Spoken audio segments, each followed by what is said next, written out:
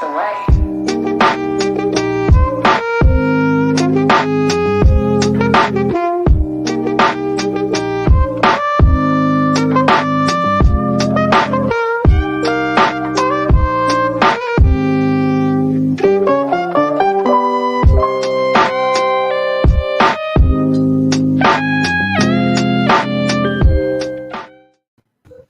Yo, what's going on, Team Nerd? This is Jeff at Geek Driven, and we're here for another episode of Movie and Shows, where we're going to review Chapter 5 of Book of Bobba Fett. And damn, unfortunately, this was the best episode, and unfortunately, there was no Boba Fett. Yeah, that's kind of sad. We'll get to that later. But for right now, let's go ahead and give a shout out to our four horsemen, our wrenches. Let's give a shout out to Rudy. So we got Something Wong, we got Deanime Etc., and we got Glenn 2K from Across the Pond. And now we're gonna give a shout out to our DJs. We got DJ Abomination and Plainclothes D. Thank you for all the music. And with that out of the way, let's give a shout out to, I guess, let's go around. Yeah. I guess we should introduce everybody. Go ahead, JR. This is JR Rogue's Law, your resident asshole, and Star Wars fanatic, I guess. Back for another week to piss people off, I guess. And I got a lot to say this time. I didn't even read the comments, so I'll pass it on down to Anthony. How are you doing, sir? I'm doing all right. Looking forward to a nice distraction here. You know, enjoyed the episode. It was great. Nice to see a very familiar face. Made sure that I was dressed for the occasion. You know, see, everyone has their Star Wars gear on, so let's get this party started. For sure. All right. So let's give a shout out to the chat. Right now we've got, well, look at who's doing double duty. Anthony's in the chat. Hey, we got Alonzo, we got Cyclops watching. Obviously he thinks it's the best episode. Yo, what up, Lord Chucks? Thank you for dropping in. Appreciate you. And I think we're all caught up. But yeah, it's all good. It's all good. I understand that people haven't watched it yet. It did come out today. And you know, I'm one of those people who can't go to sleep without watching the episode. So definitely. And hey, we're on the West Coast, so I take advantage of it. Get alive. No. Sorry, Anthony. Oh, I mean, I know that. See, I'm not one of those that is going to wait up until it actually airs. No, I enjoy my sleep. Okay, and I know that I have enough time during the day where I'll be able to watch it, you know, before the show, for our show. You know, I just made it this week, but I made sure, and I'm glad I made it. This was the best episode out of all of them. It was worth catching up to, I'm sure. It was a great episode, but it was a horrible Book of Fett episode. Fett wasn't even in it. Fett wasn't there. It's true. Fett. It's a Mando episode. It is what it is. Yeah. And that's why I was talking about the beginning, obviously, is, you know, it was a great episode. Unfortunately, it was a Book of Boba Fett episode. Yeah. And but the title of the episode said it all. Yep. And that's why I didn't post it, because it's a huge spoiler. Oh, yeah. And it's called Return of the Mandalorian. So obviously in our last episode, we get to the point where Boba's going to need some help against the Pikes. And you can check out the rest of the review on the rewind on our previous episode. But right now, and then at the end, you heard the music, the whistle, the horns for the Mandalorian. And it was just a prelude to what was going to come in this episode. So, I mean, from beginning to end, all we get is Mandalorian, which, look, I'm not arguing. But the one thing that scares me is we're only getting 7 episodes of Fett. Well, and really now we're only getting Now we're only getting 6. Right. So that means they really didn't have enough to do a lot with this. It's kind of like that scares me at the end of this series. Well, everyone thought this was supposed to be 6 episodes, and then it became 7. So maybe this is that 7th episode that they squeezed in. Maybe. And this is that because of all the delays in production for Mandalorian 3. Maybe this is like a good I don't know, holdover until we get Mandalorian. And I'm not going to argue because it's going to be almost a year before we get season 3. No, I agree. And I mean, it was a good, I enjoyed it as a Star Wars episode. I thought, I mean, Bryce Dallas Howard did another amazing episode. I would love to see them give her a movie maybe a couple years down the road, let her get a little more experience. But I mean, I thought overall it was a good episode. I'm just miffed it. I'd rather had it been a Mando one shot than had it been one of the only 7 episodes of Book of Fett. That's my only problem.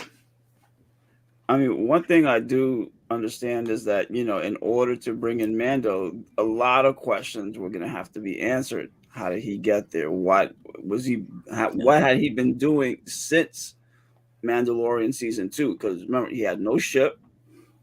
Okay, he was stuck with the saber, and he was also with Bo-Katan. You know, so this answered everything, pretty much. You know, other than what happened with Bo-Katan, you know, they pretty much answered it. You know, and the fact that he gets a new ship.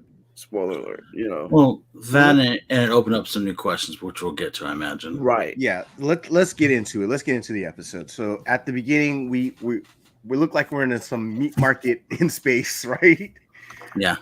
Yeah, that looked real strange. It did. It felt like when you first watch it, I go, "Did I put on the right show? This is weird." And then I thought it was like a Godfather scene or something. Yes. I thought Rocky was gonna jump in there. Well, it just to me it felt like them going to the back of a butcher shop in an Italian neighborhood, right? Like back in the restaurant, or you know, yeah. But yeah, I mean, definitely felt like that. Obviously, they're giving us that mafia vibe, and all of a sudden you see a shadow behind like that plastic kind of strippy curtain, right? And then you see the spear and you know who it is right away. You hear the whistle, the horns. Jigsaw. And and then Jigsaw comes out. No, and then the Mandalorian comes through and he just walks nonchalantly through the back. Everyone just kind of giving him the stare, stopping what they're doing. Stink eye. Giving him the stink eye, and he just walks all the way to the back. To a guy who's sitting down and says, you know, he's looking for, I don't even remember his name. Some young thug. Yeah, it was a Klatooinian, right? Yeah, dog face. And this actually brings it back to the episode where they were talking about how Tatooine was divided up, right? Right. Into like 3 sections, and the Klatooinians actually have control of like the starport and the upper levels. So he's looking for this guy. He basically says, "Hey, I got you. I found you," and he's surrounded by other employees. Oh, wait, we got to back up a little bit. Though. Okay, go ahead. Because you got to go. The guy goes, I don't know where this guy is. He's not here. Yeah, and then he just kind of tosses the bounty chip and goes, "Funny, it looks like you," which I thought was great. Just the balls of him to do that. Yeah, and he goes, and it's funny, like it's like a trope where he's like, "No, that doesn't look like me. It doesn't look anything like me." So it's just like, you know, that whole cop trope, you know, cops and robbers. But he basically tells everybody, you know, get out if you want anything to do with this, and no one leaves. And someone bites his hand. But before he bites his hand, he says his like we get traditional line, right? I can take you in warm, or I can take you in cold.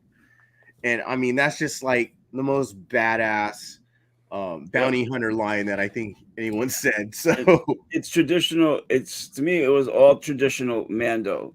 You know, he goes, he drops down he has the fob with him, right? It's showing him, hey, you're in here. Then he drops down the puck, like, it's your face. You can come in warm, you can come out cold. Either way. And that's all him. All from the, he hasn't changed his stick at all. Yeah. Yeah, no, he's it's obvious that Bryce Dallas Howard definitely produced this, directed it. She directed plenty of Mandalorian episodes, so she has that feel for him. So I mean, this felt through and through a Mando episode. Yeah. And look, again, not arguing, and I'm not complaining. I loved it. But anyways, we get to the point where he is fighting everybody off, right? So one guy bites his hand and he drops his gun, and so he picks up the dark saber. Yeah. I mean, come on. All you do is you hear vroom, and I actually blinked my eyes. I turned away for a second, and then I heard the noise, and I was like, oh, my head just snapped back up to the TV. Right? And he's just trying to wield this darksaber. And if you realize how he's fighting, it just feels like he's lugging along. Yeah. Right? Like it's very burdensome for him to fight with that darksaber. Well, he's a lot more fluid typically. Right. And obviously it's kind of showing us the difference between a Jedi wielding a lightsaber, and a normal person, right? Because it feels different. You have to have the mentality to control it, right? You do have to have some kind of, I guess, will with the Force, right? And even if you're not, overly Force sensitive. But see, I don't know if Moff Gideon had that.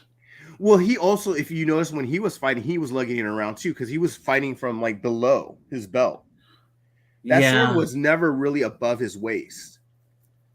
So I mean, it feels like they're trying to make a point about the lightsabers, like the reason why not everyone has one.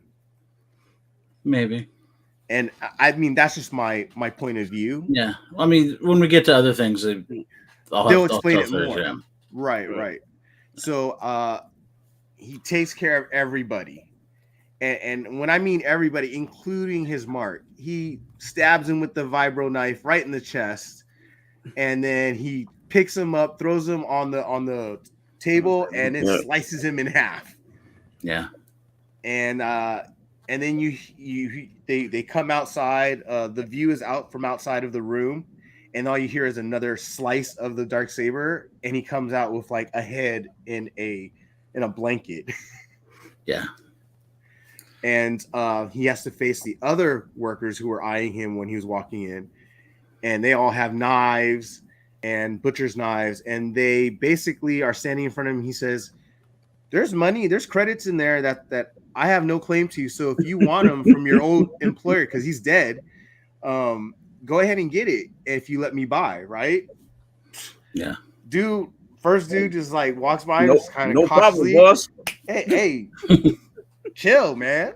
He just walked right around him, runs in. Everyone runs in after him, and he just walks out. But I did forget one thing during the battle. He did hit himself with the dark saber. He burned himself with the saber right on the leg, and that another thing showing why he is like nobody really just has a lightsaber anywhere, or just he has one, normally, because it takes skills to actually wield one. And so we find that out. He just cuts himself, but I love the way he was hiding that wound with the head, with the bag, right? Yeah. Like you never see it when he's walking around. Well, and it's funny because you saw like when he walks out, he's like all standing tall and everything, and then as soon as they leave the room, he starts slunching down a little, limping down, and starts hurting. limping. Yeah. Oh yeah. But one of my favorite parts is after this, you leave that, and they start showing you the planet that they're on, which is actually looks like a space station, really. Yeah, it does. That was just so dope. It was just like a thin ring, and I'm just like, that's pretty badass to have them do. Yeah, I'm thinking like Elysium. I'm thinking like or like Halo, or like like some kind of like sci-fi movie. The Ring. Yeah. Not The Ring. It was very for Star Wars, it was very something new that I'd never seen. Because it wasn't a planet. It wasn't a space. I mean, it was a space station, but not your typical one. Yeah, there's no like center of it, if you noticed. Right. It looked like it was just like two long strips that kind of circled around each other. It almost looked like the ring in St. Louis. Yeah. Except that it was in outer space and it was just huge. Yeah. This shit was crazy. But it was cool to see. He then kind of walks the streets and gets into the elevator. He's all the time hiding the wound. Even like somebody gets in the elevator with him, he's like staying, he's like this, and as soon as he gets out, he's like, but then he shows up at some club and basically like, here you go, he's dead, give him my money. And he also wants to know where the exhaust port is. Right. So I think that's what they said. Yeah, the exhaust ports. And they keep trying to offer him like, hey, well, we got another job we want you to do. And he's like, you can keep your money. Just tell me where the fuck this is. That's all I care about. Yeah. He wants to get like the subnets, right? Yeah, you can end up like this guy, or you can just tell me where it is. And he ends up taking the money afterwards, though. But they finally tell him where it is, and we're kind of all wondering, like, why is he wondering where, looking for the sub vents? Yeah, because it's not clear on why he's doing that. And you notice as he gets down farther, it's like on the underside of the ring. Yeah. And well, yeah, I was gonna get to the heat thing in a sec. Yeah. But I mean, it's true because you see that you're like, why are you going to a place that's obviously you're gonna get killed because you fall off, you're dead. Right. And then he does the heat signature thing on his helmet, checks for a different spectrum, and sees the mark of the Mandalorian. Right. Yeah. It's like black light. Yeah. Yeah. And basically, it's pretty exactly. It's something that your traditional person would not look for. Right. And but so it's also like a nod to like old school like espionage, right? Yeah. Right. Yes. Definitely. And he meets up with a couple old friends. Let me bring up. Yes. Oh, Oops, thank you not for that. bringing that up. The Forger. Yeah. This is what I want to bring up. This way. He brings up the armor and one of the Mandalorians that are left from the fight. Yeah, the Forger was there. So it's the heavy infantry, which is well, they got the armor and then the heavy infantry guy, which is Paz Vizsla. Right. But he keeps calling the Forger, and that's what I'm saying. It's the armor. Oh, sorry. Okay, the armor. Yeah. That was her name. Yeah. But it was interesting. My opinion of her definitely changed after this episode. I don't know about you guys. Yeah, she was a little cold. I thought she was a little kind of a bitch. Yeah. I don't know. I felt like she felt the same. It didn't seem. I just felt like she's in a. Obviously, you have to also take into effect that they just lost every single Mando that they had on that damn planet, but except for the heavy infantry, and literally, it is because of his ass. Yeah, but the fact that's the thing is, yes, you lost all those people, and yet she's like, you took your helmet off, you can't be here. Yeah, well, I mean, you're undeserving now. Yeah, I know, but I'm just saying that to me because he broke the creed.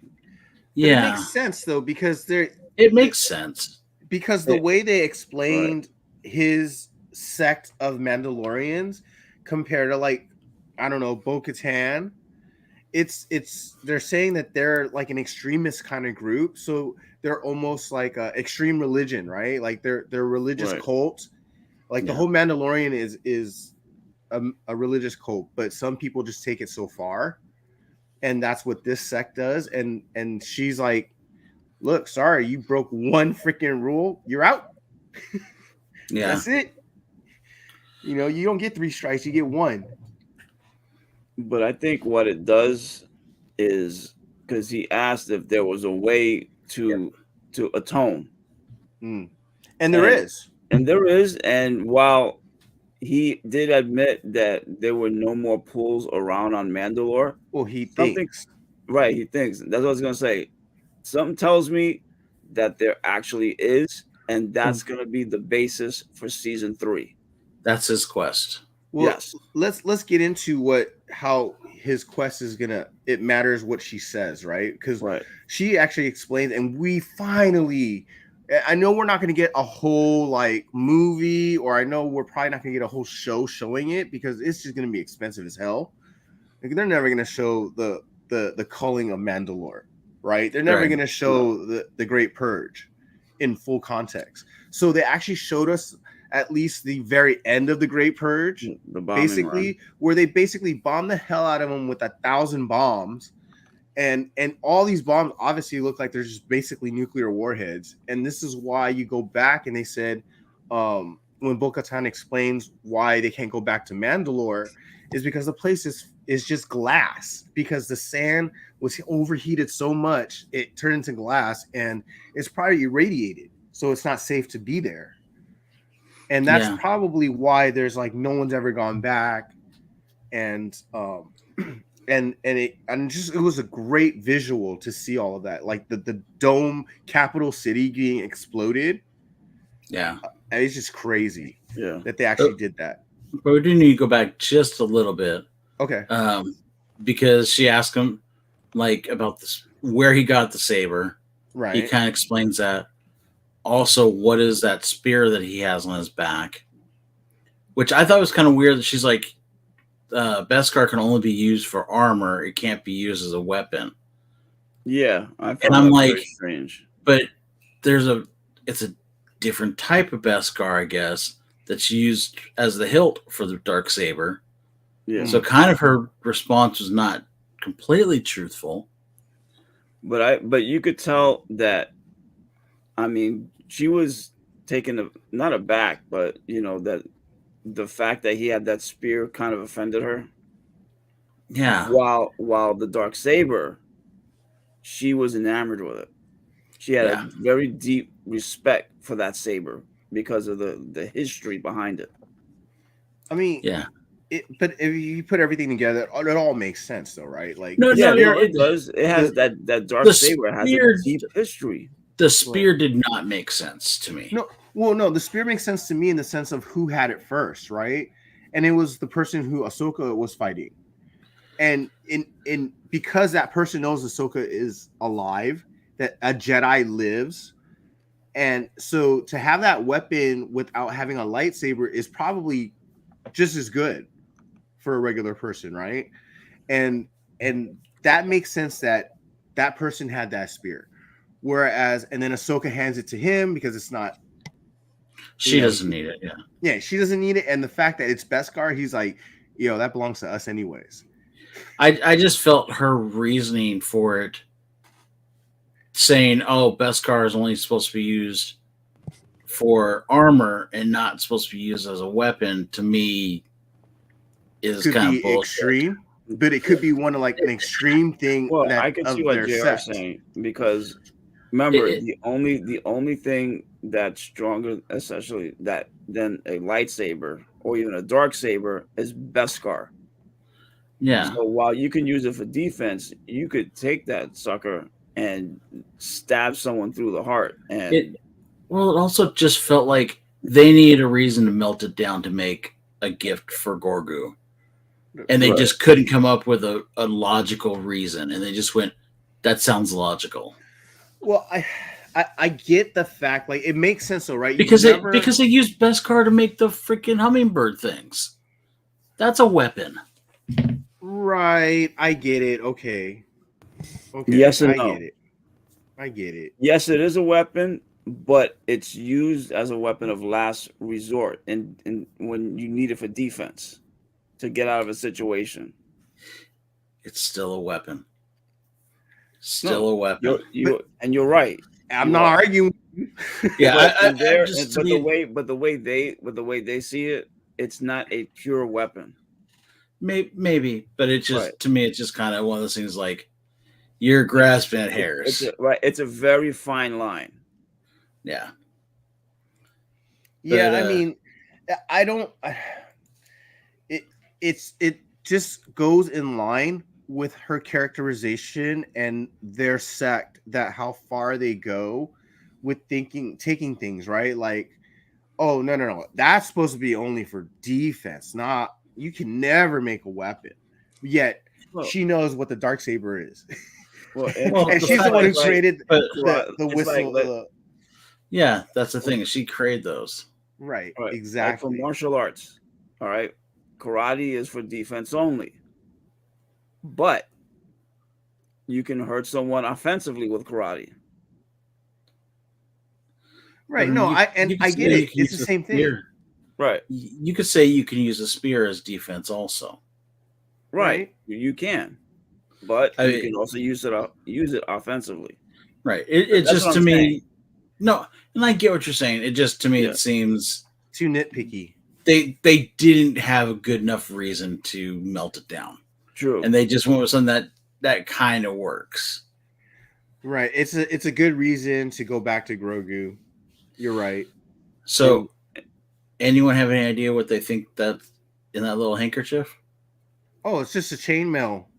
But in the hands of a Jedi, though, those little links can be weapons.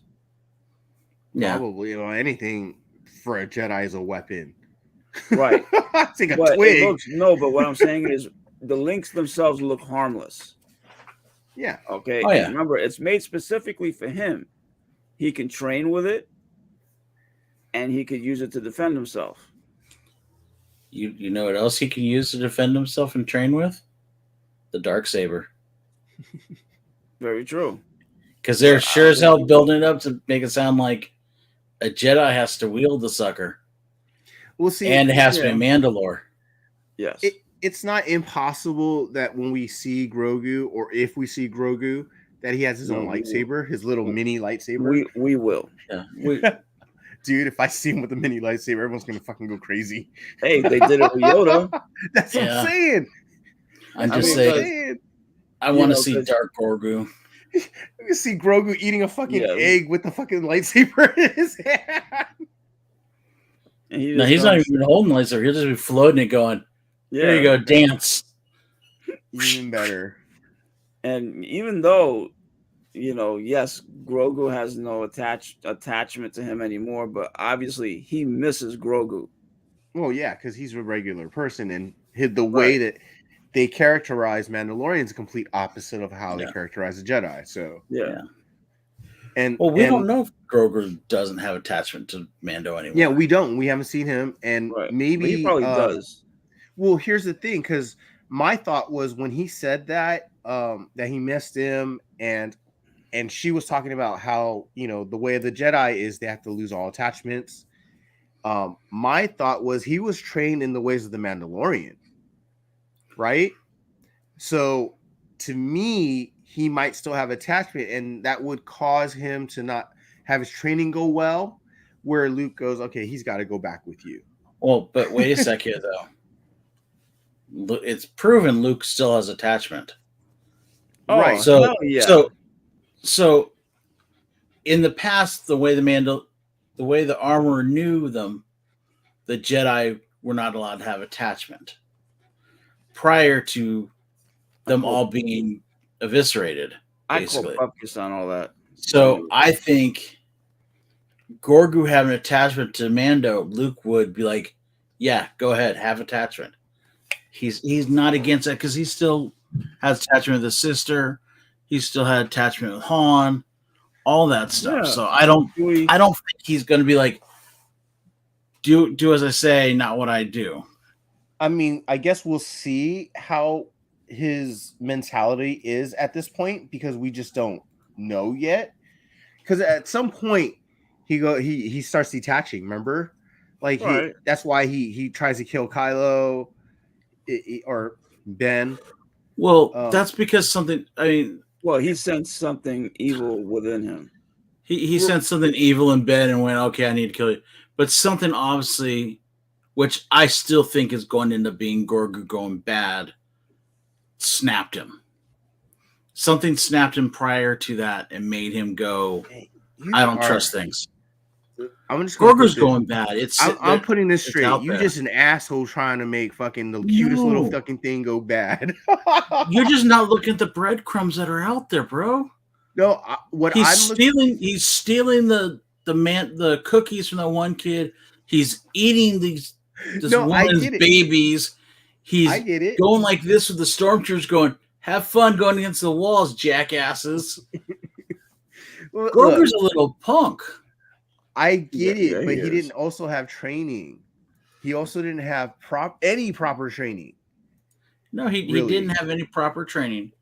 So, but the fact that Luke's not going to give him necessarily proper training either. He's going to do the best he can. He's also old for someone who's supposed to be a youngling. Am I not wrong? You're right. Yeah. Okay, so Luke also screwed up on training with Ben. Right. If you think about it.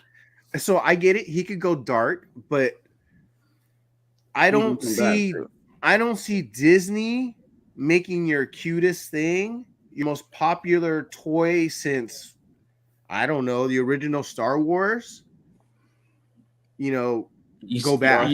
That's me. That's just me as a marketing, as a money guy, as just looking at it from a business point of view. I don't see it happening. For story purposes, I can see it happening. So you're saying cute can't be bad? No, well, cute in the sense that it looks like a freaking baby. That's what I mean. It's we all know he's 50 plus years old, but that doesn't mean people don't see a baby. He's baby Thanos, bro. I'm telling you, baby Thanos. He's 50 with the mentality of a little kid. Right. Because you got to remember, while yes, he's 50, but in his not his culture, but in his race, he's considered young. He might be young in his race, but he's also could be underdeveloped because he's been traumatized. Yeah, big time. But how easy? I mean, really think about it. If we see, because I'm figuring probably in the next 5 to 10 years, he's supposed in Star Wars land, he's supposed to. I would think he would flips. He would still be an adolescent. He'd still be a kid at 60 years old, 55, 60 years old. Oh yeah. So it's not hard for him to have a tantrum and just go dark like that. It would not be hard. No, and again, I'm not saying it isn't that way. It doesn't look like it looks like it could possibly go that way. There's no if and or buts about it because just about everything he's done is basically dark side. Plus, how cute will it be to see force lightning coming out of his little fingers? Come on. As he's frying the shit out of somebody. Come to the dark side, Grogu. We have cookies. Don't become an asshole, Grogu. But anyways, okay, but before we go on, we got to get to some very important that was, everyone should probably know if you didn't know. Pav, is it Pav or Paz? You're talking about right? Vizsla. Paz, I think. Yes, Paz Vizsla. And he is obviously he's been played by Jon Favreau. And he is also a descendant of I can't remember his freaking name. He's a descendant of the original wielder of the dark saber. The dark saber, right? It's his family right to own that saber. Exactly. He's related to the Jedi. So it's like he has his history, and so he finally gets to have that moment we've been waiting for since we found out the dark saber exists in this world, and we saw him with all the Mandalorians, right? Yeah. It's obviously if he finally gets to challenge the Mandalorian, after his training that he had gone through with the armor, and that was like so tasking for him because it was just he was lugging that darksaber around because he's fighting it basically. He's not able to wield it like oh, did you hear the echo? Yes. Okay.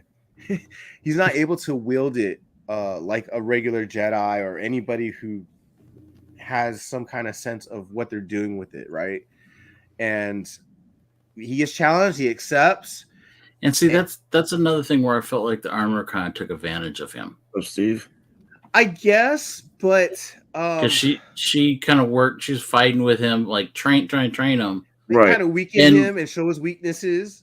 And she was like, I'll hit you in the head, doink on the and then set him up to fight this guy, and just like, okay, that's kind of fishy there. When she doinked him on the head, essentially to show him, you're not wielding it the way you're supposed to. And if this was a real battle, you would be dead 10 times over. No. I get that. I totally get that.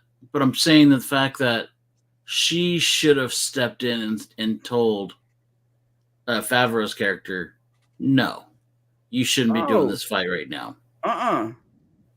It's not. Remember, she left it up to she Mando. left it up to Mando, but she knew Mando wasn't going to take. All I'm saying is that it just seemed to me kind of fishy. Well, but of course, you saw the way he was eyeing that saber, right? So you knew it was gonna come. If it didn't come, it would have been very weird. I don't know if it would have been very weird. I just felt like she could have stepped in and stopped it from happening. I felt she kind of wanted it to happen. But sir, that's not the way. Yeah. But sir, that's not the way.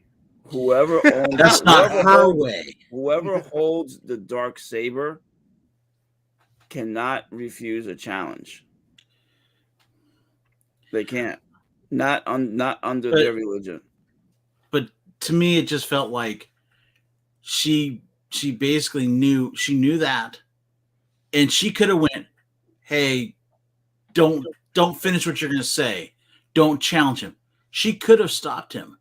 To me, she controls that guy, and she's kind of not Mando, Vizsla or whatever his name is. Right. She kind of controls him, and I felt like she wants the darksaber under his control because he is under her control.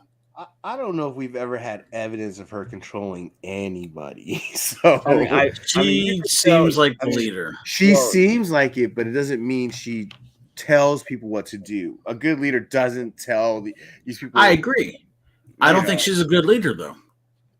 I mean, obviously, she's the leader of that sect. Right. Okay. And they already made the sacrifice to help Mando once. And it was a huge sacrifice. Right. You're right. And maybe in her eyes, the they sacrifice don't owe him shit now. Too big. Yeah. Maybe. I like I said, I just felt it was a little. It made sense. It just, to me, I don't trust her.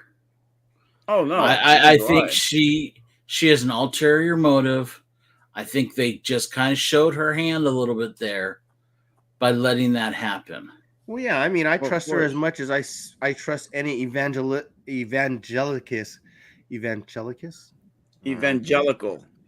But compared to when we first met her, and now, to me, it seems she's a little more sinister than she was when we first met her. Well, you know that there's eventually going to be a 3-way struggle for that blade. Yeah. Mando, her, and Bo-Katan. And to find out that she has the heir to the original guy as her personal bodyguard or whatever he is, to me, no, that does mean something. To me, first of all, you're making assumptions here because you're assuming that she's in charge, and you're assuming that he's her bodyguard when they're supposed to be a tribe. Whatever he is to her, I just find it very, very interesting that because they could have said he was any old Mando and challenged him, because anybody could challenge him for the Darksaber. Yeah, right. But the fact that they made it the heir to somebody of blood. Well, he's just the only one that happened to survive. But what I'm saying, Jeff, is there's no point to saying, hey, he could have said, hey, I'm Joe Blow. It didn't matter. The fact that he says that to me, that's interesting. That means she's kept him around for a reason. No, I think it matters because I think what this was basically fan service. This is Star Wars fan service. This is paying off everyone who watched Clone Wars and Rebels, right? This is what this payoff is for people who went from those shows to watch The Mandalorian, realizing that this is the descendant of a character that they've seen in those shows, and then a weapon who's very important to these people move from the animation to a live action. I mean, it's just fan service to me. And that's why he was the only one who survived other than the armor. Because I would have thought the armor survives no matter what. Right? She's just too badass. She kicked the shit out of like 20 stormtroopers in a row. But I mean, the thing is this. They could have made her the ancestor of the thing. Right. There's a reason for him being it and not her. I'm just saying I find it interesting. I get what you're saying. They're doing fan service, but I think they're not doing fan service just to do fan service. I think they're doing fan service with a thing behind it. I'm telling you, don't trust that bitch. She's got an agenda. Yeah. Look, I don't disagree that it's possible that she has an agenda, but to me, her motives have always feel the same, at least characterization wise, for her. So I have no issues with it. It felt in line with all of them, maybe except for Vizsla, but it makes sense because of the history. So you don't have to really explain it. And to me, it all fit. It was nothing out of bounds or anything that was out of sorts. And I'm glad that I got the fan service that I got, because I did watch all of that stuff and I enjoyed all of it. Oh yeah. So, I'm not saying I didn't enjoy it, but I think that she sort of knew or suspected at least that Mando at some point removed his helmet. Otherwise, why would she ask that question when this guy just got defeated? No, they ask that question almost all the time, though. It's just one of those things where it's like a brotherhood thing, right? Like it's like we are the Mandos, right? How do you say that you're a Mando? This is how you say you're a Mando. This is the way, right? But normally she would ask that at the beginning, not after a death match. Yeah. No, but it wasn't a death match. It wasn't a death match. But it also, to me, she basically tried to take both his best weapons away from him in one episode. No. She took the spear away, and she tried to take away the Darksaber from him. Remember, the only way to take the Darksaber legitimately is to kill him. That's why I said it was a death match. Well, see, that's why I don't think. That's why it's a technicality here, but she had nothing to do with it. Literally has nothing to do with any of it. She stopped. She don't have to stop nothing. Right. Well, let's for the sake of the show to keep going. Otherwise, we're going to go because we're not all going to agree because Jeff is wrong and he wanted it to. let's go to the next scene. Yeah, you guys let us know in the comments who you agree with. They didn't say anything last week either, so I don't think that'll happen. Yeah. But I love the next part where I believe the next scene is him getting onto the ship. NHL.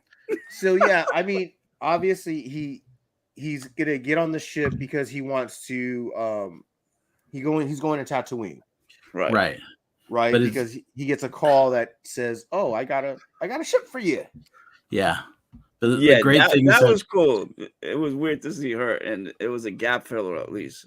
Yeah, but even before that, when they're like he goes to the metal detector and the robot's you can't take your weapons on. And he's like, I'm a man. That's like a lifestyle for me. It's my religion, dude. Total trope of like any assassin that walks into like a safe place, right? Like it's like John Wick going into the hotel. Take this gun out. But I just love he's like taking the rope out, going like this. Here's my vibro knife. Here's my little hidden little mini gun. Take the belt. Take my belt knife off. All the rope. Yep. Yeah. Like, I know every single weapon that's in there. But I mean, you put the saber in there. Well, yeah, he had to. Well, no, I know, but I mean, I'm just saying. I mean, you even put that in there. What I find interesting is that was the last piece that was put in there. Yeah. Well, obviously, it's the most important, so it was going to make a big point out of it, right? So, I mean, do you guys agree? This is like probably the most comedic episode of all the episodes. Yeah. Right. It was great. But it fit.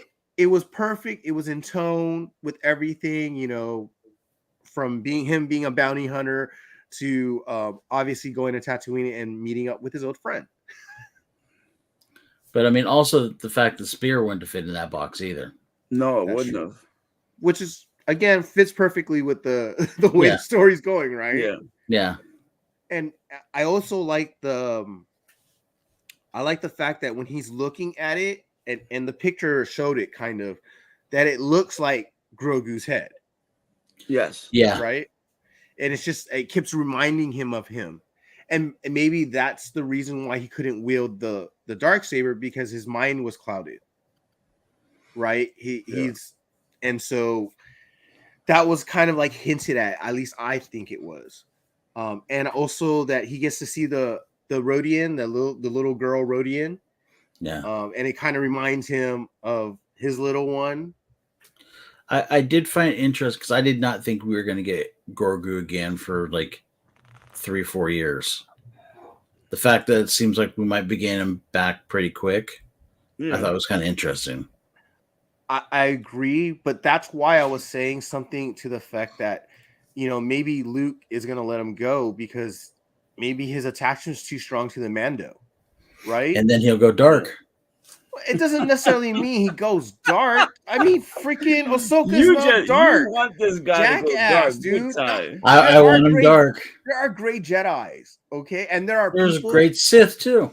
And there are also, and he'd make an awesome one. There are also people who are regular people who have Force powers, who have sensitivity to the Force. Just face it. So he's going dark. You're just crazy. Anyway. Let's talk about an old friend that we saw, namely the Naboo ship from essentially what could possibly be Star Wars 1. Well, we'll back that up. We gotta see the engineer first, right? We don't have photos mechanic of the engineer. That's all right. Yeah. It's all right. We don't have to put that up yet. Okay. But we see her with all her little droids, right? Yeah. And we finally see on live action a BD droid. And if you're not a huge Star Wars fan or you've never played the games, this is the BD droid. And in Fallen Order, this is Cal Kestis's droid. And which they just announced today. I think there's a sequel coming out. Shut the hell up. I believe so. I'll look to determine. Hold on. But it's really cool. It's I guess in the game it helps you like build things. It helps you guide you. So this actually it kind of like shows that the interactiveness of that BD droid in that gameplay. And it's pretty cool. Like he's, flashing the light, he's messing with the Mando. And then he shows him that piece of armor for the ship and he's like, where does this go? And he scans it and he says, it goes right there. Pretty much just like in the video game. Yeah, Respawn, they announced it yesterday. IGN announced that Respawn is working on a sequel to Jedi Fallen Order. See, check that out. It's perfect timing. Obviously, they know what they're doing. Yeah. But, I mean, that's an obvious hint. There's no way they put that in there because it's such a unique droid. Yeah, well, I mean, they put that droid in there, and there's been rumors that we're going to get one Cal of his Kestis. blades. We're going to get Cal Kestis, but we're also going to get one of his blades. Because remember, in the game, it was all customizable. Oh, We'll get one of his blades as a legacy blade at Galaxy's Edge. It'd be cool. It'd be cool. And look, to me, it's like a miniature baby AT-AT. Yeah. I mean, it's pretty awesome. Look, I like Cal Kestis. I want to see him in live action. Okay. I hope he survived. We don't know. Yeah, they're going to do live action. The fact that they modeled him so much after that actual actor. Yeah. Is it Monaghan? I think is his last name. He's the guy who played the Joker in Gotham. The Gotham. He also, I believe, was on Shameless too. I think he was in Walking Dead as well, like in an episode or two. No, that was the Penguin. Oh, you're right. You're right. It was the Penguin. So, but anyways, I love the actor who played the Joker and the guy who this is basically modeled after. And so he would be good. They could not go wrong with that. And that's why I believe he could come into live action because the kid is like 20 something years old. And so we can move, we'll probably move on from here. So they're putting together. So let's talk about it, Anthony. Anthony, bring up what we get to see finally from the prequels. Anthony? Okay. Freeze. I thought I was waiting for the picture to come up. Oh yeah. Go ahead, bring it up. All right. Back in Star Wars 1, all right, we have the Naboo starfighter that Anakin Skywalker and then the other pilots flew in, okay, in defense of Naboo, way back. Okay, and like I said, it was an old friend. I mean, who knows? Maybe that in some ways is Anakin's. I mean, you never know. Strange things fall on Tatooine. So, if you remember watching the prequels, it's the same exact fighter ships that her personal guards were flying, and remember, and I think one of them was like a clone. Yes. Yeah. So it was basically Boba Fett flying one of these. And I just love the interaction between the fighter pilots and him during that scene. Yes. But what I find interesting is that here, when Luke Skywalker first saw the Millennium Falcon, he called it a piece of junk. And that's exactly what Mando called this thing when he first saw it. Yes. And rightfully so. But it was. I mean, come on. Yeah, it was a piece of crap. There was a freaking nest inside it. It's still, even the engines, the panels still aren't on there fully. It still looks like it's gonna fall apart. Shit was falling off of it. She was pulling shit out of it like it was no problem. But, okay, go ahead. Well, I was just gonna say, find out about her history with the Jawas. That was interesting. She had a relationship. She's like, they're kind of furry, and so I was like, oh, yeah, did not need to know that. Not just that, she emphasizing it. She dated one. Well, that's what I was saying. She's a freak. She was so emphasizing the grossness of like their furriness. Yeah, like she made like that mouth movement. She's like, yeah. And I was like, oh, come on. I honestly never knew that they were furry.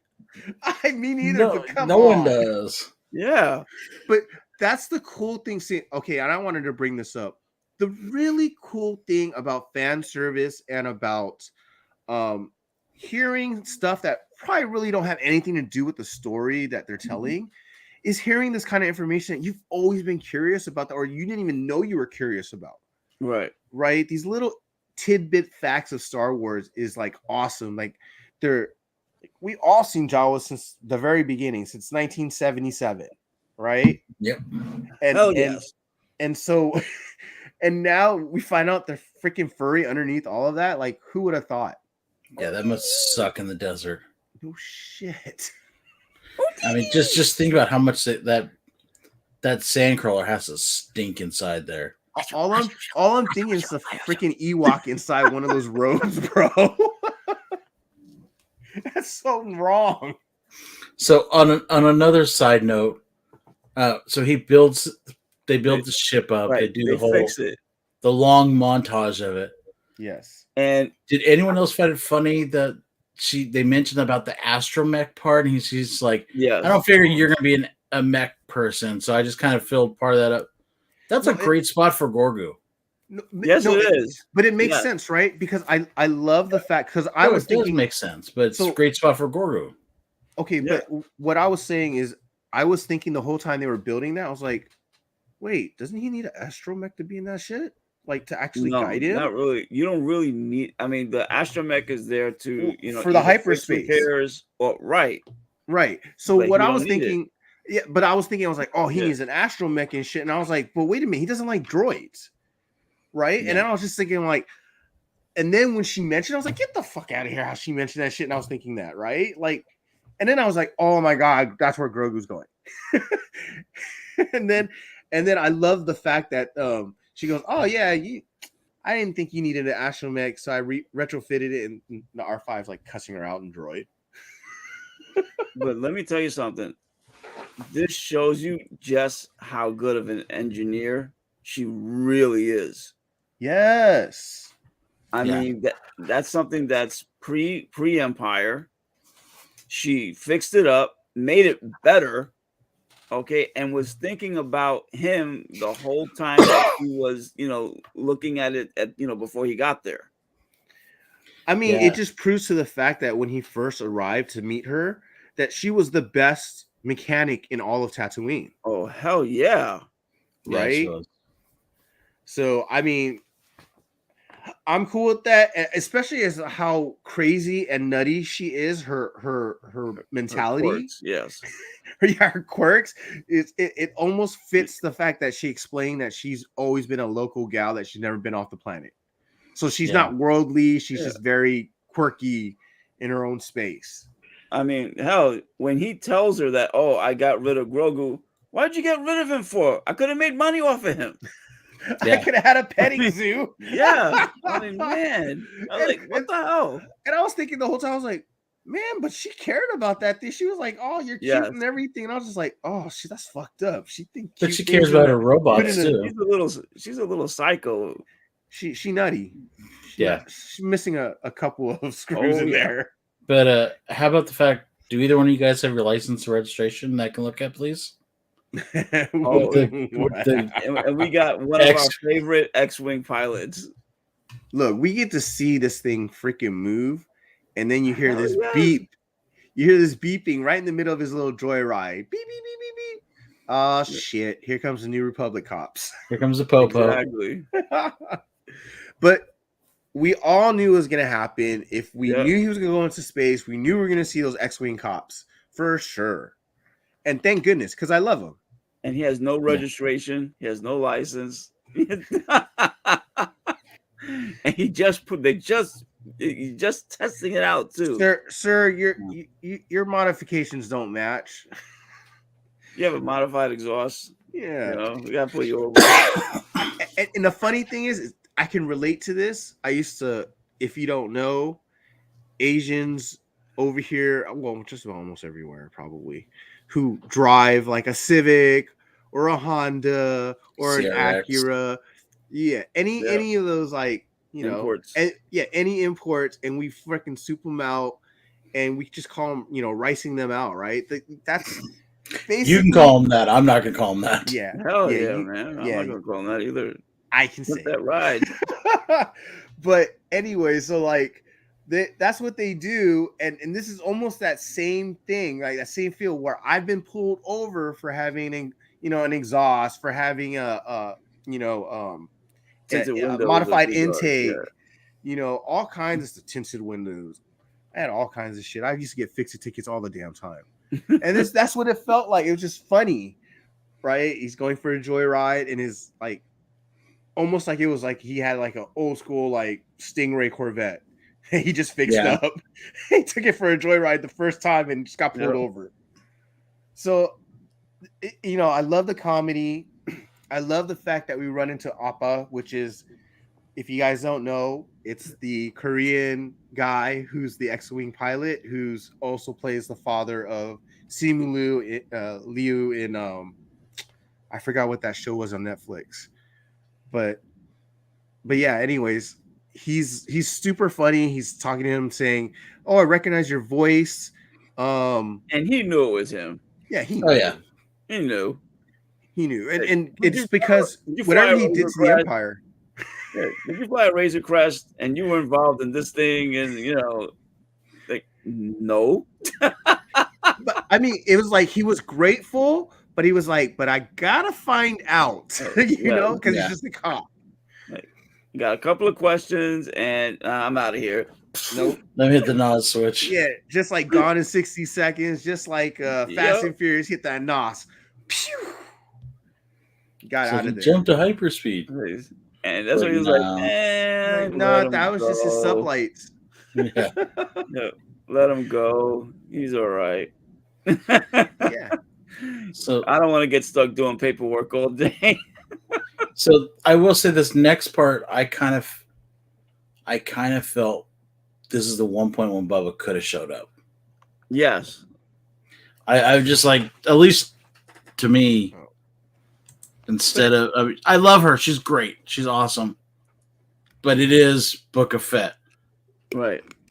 Fett could have showed up. You also have to remember, I think it fit, even though it's kind of sucks that we don't see Boba at all. It only fits because she's the one who said it at the end of the last episode. That she was going to go. Yeah, she can go find him. Yeah. Sit the hire. So, I mean, don't get me wrong. I'm not criticizing this like I'd criticize Episode 8 of Star Wars. This is it was still a great episode. There's just little things in there sprinkled. This is the one tweak I would have done. I would have had Fett. It makes sense. I think that in your defense, JR, that because we're talking Mandalorian to essentially Mandalorian, that Boba Fett probably should have been the one to approach him. Or at least had, like, if she would have showed up with, which I think would have been kind of cool too, right? Showed up with a communicator and had him as like a hollow image, asking for the Mandalorian to join him. Right. Yeah, no, I get it. Like I said, I mean, it's a little disappointing you don't see Boba Fett in an episode of Boba Fett. But it's also not unheard of to like have the main character not being in one episode. I mean, it's happened before. No, it is, but usually those shows have like 20 episodes in a season. We have 7. I get that. So that's why, like, I'm not going to argue with the disappointment. But like I said, it just fits. It made sense. You know, hey, you were saying he was old, so give him a break. Shit. He's old. He could have probably. And by the way, folks, JR did correct himself. He is not 70-something years old. He's 60-something. He's 61 or 62, something like that. He's still old. Right. But in JR's defense, like with the Mandalorian, Mando was in every episode. In 2 seasons. Boba Fett has 1 season, and he's in 6 out of 7. Well, so far, 4 out of 5. I mean, it'll be hard for him not to be in at least the next 2. What if he dies in 6? Not saying he's going to. Just saying. You're killing me, JR. Let's kill the main character before the end of the fucking show. Hey, let's not have the main character in the show. In the show. Well, but at least he's not dead before the end of the show. Yeah. You know that the 2 of them are gonna have to talk in episode 6, hopefully. Well, obviously, I think that's gonna happen, and not just that. I also believe we might run into other people because there's no way hire one freaking guy and that's it. Right. Obviously, I think that either he's the first one or he's the big gun. Right. He's the big gun. But I'm also. I need to point out the fact that JR was wrong from the last episode that Bo-Katan let that Darksaber out of her view. Where the hell is Bo-Katan? Yeah. Where the hell is the rest of those Mandos? Like, why the hell would they leave that Darksaber out of their sight? Like, that was their whole purpose. I thought it was you that was saying that. No, I think that was me. Oh, yeah. I'm sorry. Anthony was wrong. It wasn't JR. Because it wasn't on my side of it. Because I was Right, I'm pretty sure Mando is just going to go, here, take it. Yeah, Look, I agree with you, Anthony, that I wouldn't think she would let it out of their sight. Right. But the hell is she? Yeah, so that's why I said at the beginning, that's the one thing that they don't explain, like what happened to her, like when they split, you know. Look what Sam put. Oh, man, I agree 100% with you, Sam. But Jeff has a feeling that we're gonna get the badass Boba pretty soon. He's gonna show up and be roided out and ready to kick some ass. Yeah, look, I've been disappointed on how his characterization has been, but that's fine. Yeah, it's different. I gotta accept it. Out of the grave. Come on, this motherfucker. He thinks everybody is dead who's older than him. He's literally one step out of the grave. He's only 10 years older than me, man. But he's literally one step out of the grave. He just got out of the freaking Sarlacc pit. Hello, sir. The droid said he's healthy, fully recovered. So I'm okay. They made it a point to say it. He's ready to kick the shit out of people. Yeah, now. so I'm ready. I'm ready for him to kick someone's ass now. Like no more of this pussyfooting around. I want to see Boba kick some ass. He's got his armor now, right? He's gonna have his backup. He's got a version of his armor, not his real armor. I really freaking hope they get more Mandos. I mean, they got nothing. I mean, he's got him. He's got Big Black K. He's got Fennec Shan. He's got Mando. He's got the Mod Squad. Dude, okay. The best book gang is you can kiss my ass. I do not see how you got, and this is the equivalent, right? At least that's how I think they're doing it. Right. They're spice runners. They're drug runners. Is basically what the hell they are. Right. You think this little shit ass gang is gonna like do anything to them? No, of course not. So I mean, I could believe if you get Chrysanthemum, and you get Fennec, you got Boba, and you got Mando, they're gonna do way more damage than anybody else.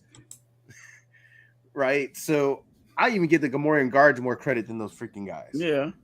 But don't count them out though. No, I won't. They're obviously gonna have some big part in this because I feel like that it feels like it's a favorite of like Filoni and Favreau to put those guys in. Those Vespas though, I feel like it is. So one thing that's kind of interesting, I'm looking at IMDb right now. Right. And for the next 2 episodes, they got Rodriguez is the director for episode 7. Oh yeah, Danny Trejo. But they don't have they do not have the director for episode 6. That's interesting. Right. And this episode was Bryce Dallas Howard. Right. I believe only the first episode has been directed by Rodriguez. This the third. Steph Green. That's what I'm looking to see. So Filoni and Favreau have not done an episode yet. Mm-hmm. I would be shocked if Favreau does not do episode 6. And as we all know, because we all thought this one was the Filoni episode, right? Filoni usually brings in a surprise with him. He's the one that brought in Ahsoka last season. He's the one that brought in in the first, or Favreau was the one that brought in Grogu. So, and I think Filoni's the one that brought in the Darksaber too. Yeah, I mean these are all his puppies. What up, Eric? Sir. So Eric, I can see Filoni doing episode 6. I hope so. I want to see him do at least one episode. I would like that to be either one. I don't know. I mean, what's your source, Travis, for Filoni? Because we thought it was 5, and IMDb at least is saying nothing. Maybe they got it wrong. So Maybe because IMDb is not always perfect, and oh anyone. no, they're not. So, Gus Fring said it. Well, that's what Uncanny Swag said. Oh, maybe he's just saying. Well, no, I think he's saying he's show hoping up. for Gus Fring. Shoot, I'm hoping he shows up too, but I don't know if that's going to have anything to do with anything. Yeah, I don't think we're going to see him anytime soon. I think he'll come back, but not right now. Yeah. My thought is they obviously probably don't have the director because it's probably a spoiler, right? Because if we know Filoni does it, then maybe we get a new character. Cad Bane. Yeah, maybe look. There's been rumors going around about him the whole time, anyways. Even before the Book of Boba Fett came out, when they announced that Book of Boba Fett was going to be made, that there was a lot of talk about Cad Bane coming around, or Darth Grogu. Get the fuck out of here. Get off of that. God, such a hard on for Darth Grogu. Hell yeah. Give me an evil Grogu. Come on. We need more on the dark side. Oh my god, who was the most annoying character in all of Star Wars? Jar Jar? Yeah, yes. It's like you and Darth Jar Jar. No, we don't want Darth Jar Jar. I'd rather give you Darth Jar Jar. No, I would love to see a Darth Jar Jar. No, I like to see Jar Jar in a jar. That's about it. I think Darth Jar Jar would be the baddest, Sith Lord ever. No, because you wouldn't see him coming. No. So wait, let's. So, what did you guys think about this episode? Overall, I enjoyed it as a Star Wars episode. Give me a grade 1 through 10. Oh, we're doing that. Okay. As a Star Wars episode, I would give it probably an 8 out of 10 because there wasn't a whole lot in action. As a Book of Fett episode, I'd give it about a 2 because there's no Fett in this episode. Yikes!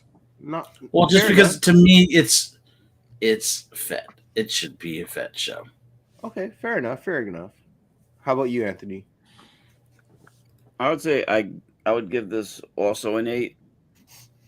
While yes, Fett wasn't in the show, but the one thing that people were asking for was a solid episode. Okay, after the first 4, which felt like they kind of dragged, we wanted to see it, get kicked up a notch. Oh yeah. Well, this wasn't a huge notch, but this is definitely a big step in the right direction. It's better than anything Book of Fett. Right. It answered the question of the Mandalorian, whether he was going to be on the show. He's here. Answered the questions, that everyone was going to wind up being asked, and like you said, Jeff, who knows? Maybe this was that filler episode that was put in, that made it go from 6 in the season to 7. Could be, yeah. For me, this is. I will give it a 8.5. I will give it a slight bump above you guys, and the only reason why, this is going to go back to like a Jeff size bump, a Grogu size bump. According to JR, Darth Grogu size Grogu. But I feel like it's definitely a really good episode. I don't mind that it wasn't overly action packed because it felt like a good Mandalorian episode. Sucks that it was put into a Book of Boba Fett series. But I get what they're doing. They want to tell that backstory. So they don't have to tell it later on. We're getting a feeling of what the Mandalorian season 3 might be about. And we're also connecting the worlds back together. So I get what they did with it. So that's how I'm going to take this episode. As far as what do you guys think is going to happen in the next episode? Anthony, go first. I I think that we're gonna see more of the people that Fennec Shan is gonna bring on board. They're gonna start planning stuff out. They may do a couple of things behind the scenes, before the major battle. And we're gonna see the kind of hand that Boba Fett has. Like exactly what does he have in store for the Pikes? Okay. I think we're going to see the gathering of the troops, but I think we're going to see the Pikes gathering the troops. I think it's going to be. I think this is going to lead into like a 2-part episode where the Pikes are going to show up in force at the gates. Right. And it's not going to look good for the Mando and company, or Boba Fett and company. Sorry. Yeah. And at the end, we're going to get a surprise, like either the Mando is going to show up at the very end, or somebody else is going to show up at the very end of that first episode, and then the next episode is going to be the whole all-out war. I kind of like your take on the next episode being from the other side point of view, because honestly, we are 2 episodes away from this being done, and to be honest, it doesn't feel like the Pikes are our main villain, and for some reason it feels like we still haven't gotten like any sense of their side of it anyways, right? We barely saw them. We only saw them with the train basically, and a little bit right after that. So it feels like, when you have a villain and they're supposed to be this organization, it feels like maybe I should see them a little bit more or feel their presence a little bit more. Right.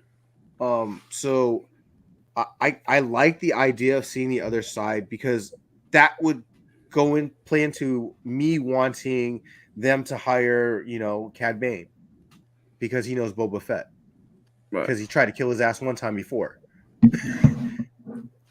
So like I would like that to happen, because that would also make sense if Filoni is the one who directs this episode, and that was a character that he created. He's definitely writing it. He's co-writing it. He from what I'm Travis sent me an Instagram message with an article confirming that Filoni co-wrote episode 6. Right. And Favreau, I believe. Let me see. I thought it said in there that he also directed it. Oh, I love him to make an appearance, right?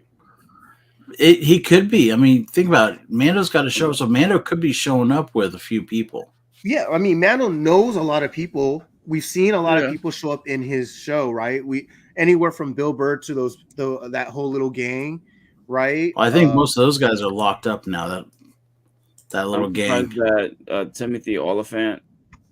Yeah, we still got Vance out there. Or what's his name? I said, you still got Bo-Katan and her Mandos. That's another one. But I can't think of his boss, his old boss. Carl Weathers. Yeah, Carl Weathers. Yeah. Oh yeah. You still we haven't seen him. And he knows a whole bunch of people. So it's not it wouldn't be unheard of if like all of a sudden we see both sides gathering. Right. Okay, here's 2 questions that I have. Will we see Grogu in the next episode? No.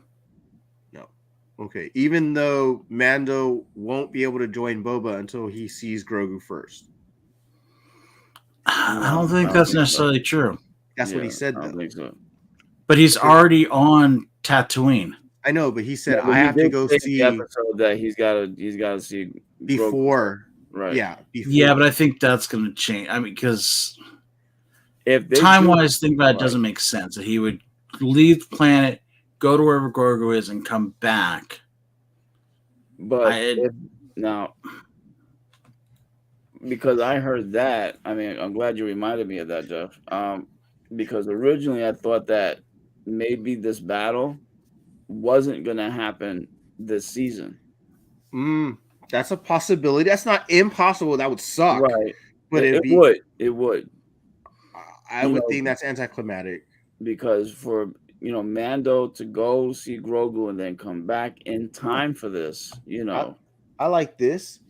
So it happens off screen, so we Right. don't see Grogu, and Mando meets up with Grogu and then comes back with him in episode 7. Time possibly with Grogu.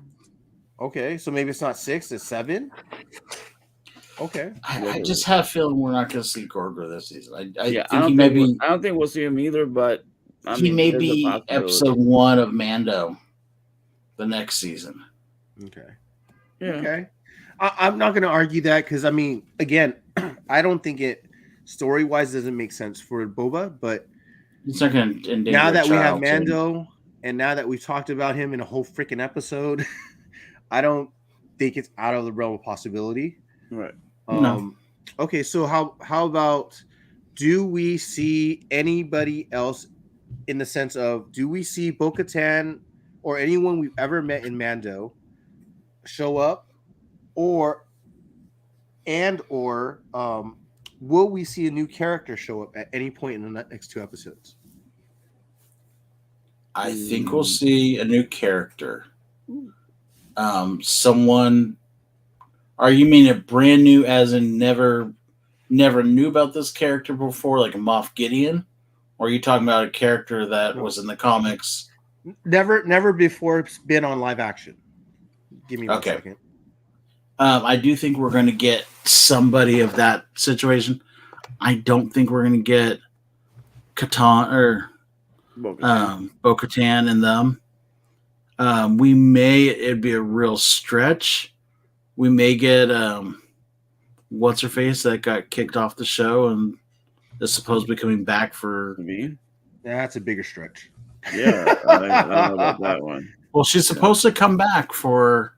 I'll believe it when I see Ezra Bridger, but I don't think. I think that they're gonna save that for Ahsoka. No, he's talking about Rangers, the Rangers girls. She was supposed to. Yeah, Cara the one that that's gonna be Cara Dune. No, they said that. I'm just saying that's a chance.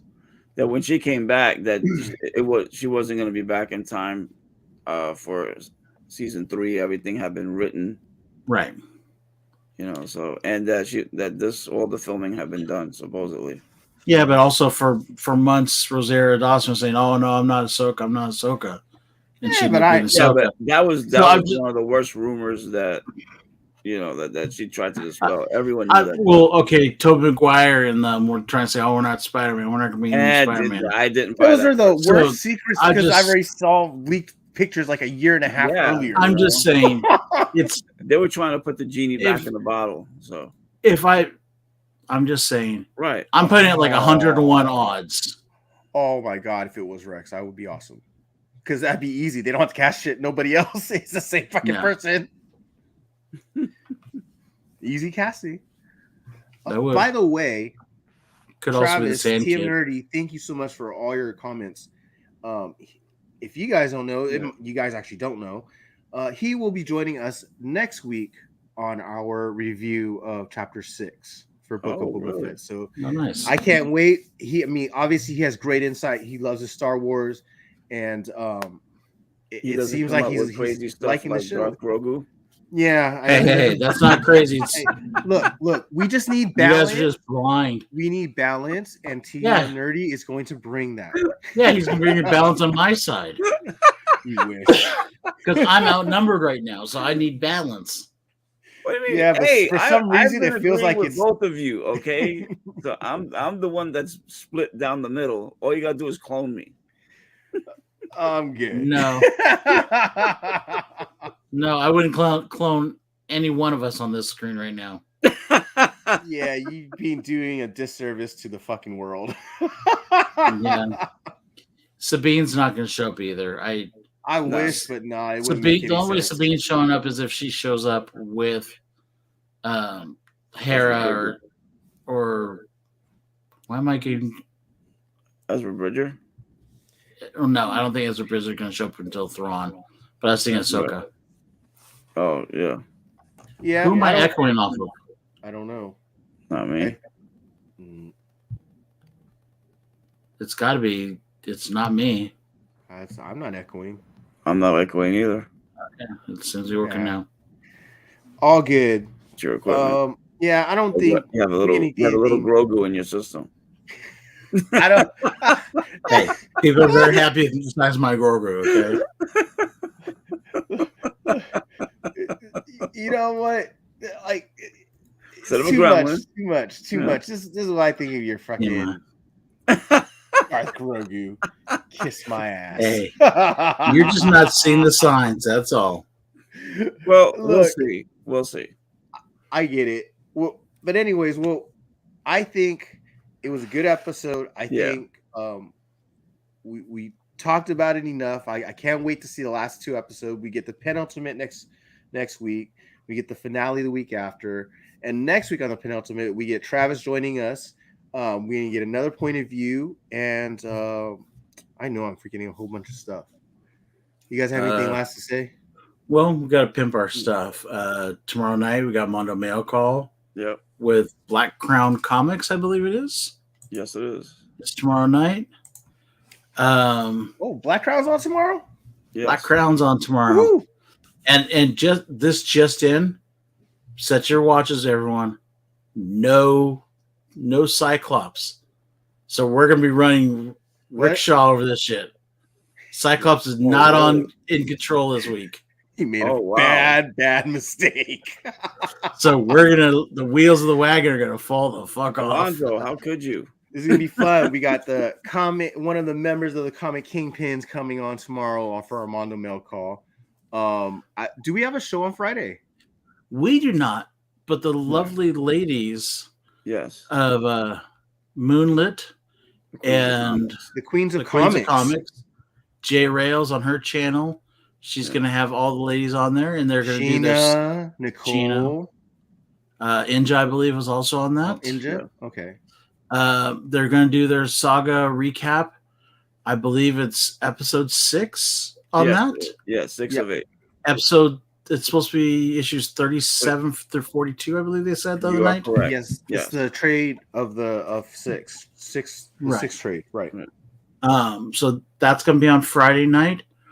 Also, Steve-O, my little pudgy buddy, he's going to be on DJ. What's the show's called? Links. Give me a second. DJ Links. Episode tomorrow night.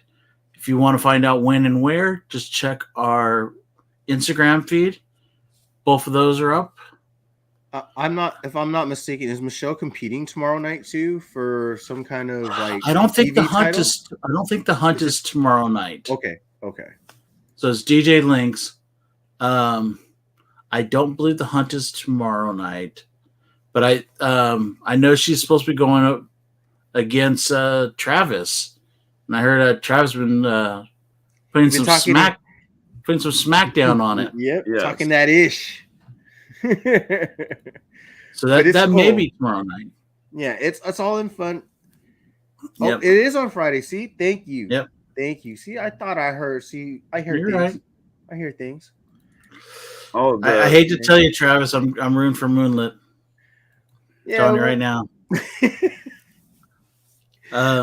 We'll see what happens. Everybody tune in. Go support them both. It'll be fun. Please go support the Queens of Comics.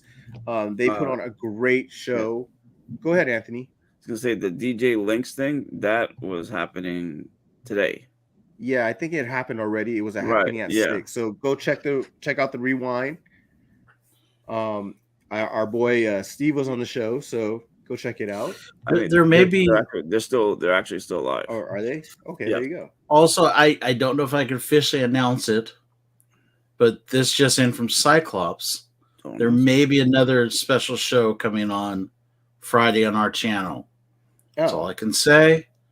But it's a Cyclops-centric show. So interesting. Yeah. So just a bunch of booty covers. No, that's next week. I'm just reading the text as it's coming through right now, and I'm not sure if it's an official announcement or if he just is making making shit up. But who knows? And then we have our new show, which is going to be next week. Well, we got Monday is going to be new comics, top picks of the week. Well, Fanime first. Fanime is going to be before that. And then top Eric? picks of the week with Eric and Something Wong. Yeah. Are they doing it Part again? 3. I think they're doing part 3. Holy crap! Yeah, I believe that's the we case. got a lot to talk about. Then we're doing top picks of the week. And then we've got the new show, Cover Lovers, which... Oh, crap. That's next week? Yes. That's starting next week, yeah. Let's see. I do have one more announcement.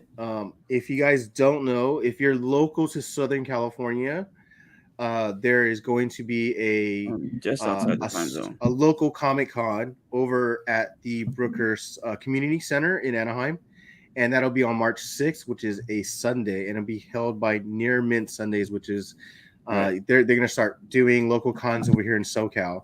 And we'll have the person running, or one of the people running it, on our show that week on our Mondo Mail call. So we'll give you more information about all that coming up.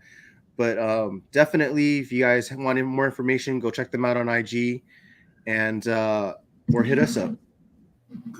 I'm trying to think if there's anything else. I'm trying to stall a little bit to get official announcement. If I can announce that other show. No, we can't. So, and then we got football this weekend too. We got some football. Yep. Yeah. So, okay. So yes, I can. Yeah. Okay. So I'm officially announcing this is the first time several of us heard about this. There's going to be a show, Something Wong, our resident producer for Geek Factor, versus Comic Kings, Brandon, the young buck. They are going to do Have You Ever Wondered? The first episode of the new season. Who was the better Summers brother, Cyclops or Havoc? Wait, there's more than that. What about Vulcan? There's Vulcan and Adam. There's another one. Yeah, I was gonna say. The timing is to be determined, but look for it on Friday. CBD. Everyone also tell Brandon, shave your beard. Doesn't look good. Let him know. He's kind of like Jeff over here that can't really grow the right beard. You're such a dick, dude. Sorry, Brandon. He is just a dick. Don't worry about it. Resident asshole. Brandon knows. I already told him.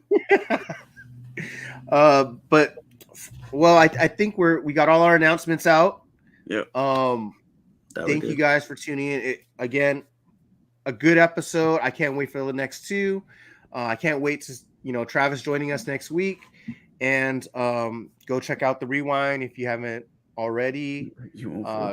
And leave a like, subscribe, and I guess I'll take us out for this time.